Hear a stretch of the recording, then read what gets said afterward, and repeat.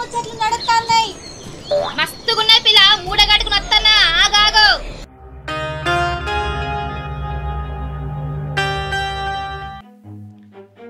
ఏమే పిల్ల గణేష్ లెడ్ ఎత్తుకుపోతారా నా ఇక్కడ కావాలి కూర్చున్నావు?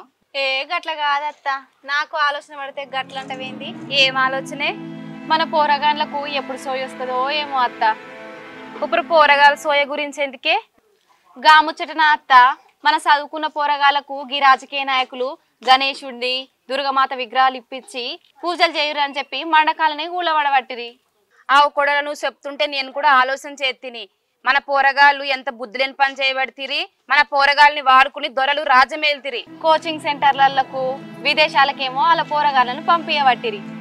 ఆవు కొడల దీంట్లో ఎంత బట్టే బాస్ ముచ్చట దాగుంది. మనం కూడా పసికట్టలేకపోతే ఇందులో మన తప్పు కూడా ఉంది, మన పోరగాలదే కాదు. కాదత్త, మన చదువులేమో అంతంత మాత్రమేనాయే.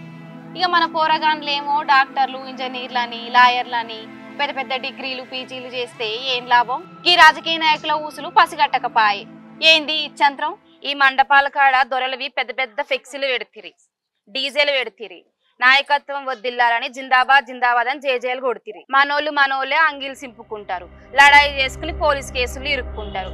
ఎంత అన్యాయం చెప్పుకోడలా? అవునత్త, పోయినేడు మా రమేష్ గణేష్ల కాడ కొట్లాట పెట్టుకొని కేసుల పాలైతే కొలువొచ్చే కాడ కిరికిరి అయ్యింది.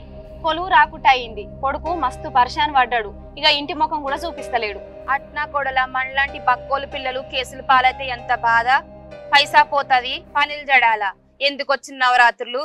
అవునత్త, అంత భక్తి ఉంటే దేవుని బొమ్మ మన ఇంట్లోనే పెట్టుకొని పూజలు చేసుకొని మన షెర్లు వేసుకుంటే మనకు పుణ్యం దక్కదా ఏంది? అవు కూడా నువ్వు చెప్పింది మంచి ముచ్చటే. ఇక దొరల రాజకీయాల కోసం మన పోరగాల్ని అలా గడపలు దొక్కకుండా కట్టడి చేద్దాం. అవునత్త, అట్నే చేద్దాం. మన పోరగాళ్లకు వివరంగా చెప్పుదాం. సరే కోడలా, ఇయాలైతే మంచి ముచ్చట మాట్లాడుకున్నాం. నాకైతే దిల్లు ఖుషి అయింది. నాకు కూడా పెద్ద బరువు దించుకున్నట్టే అయిందత్త. పానం హాయిగా ఉంది. సరే కోడల, ఇక పోయొత్తా.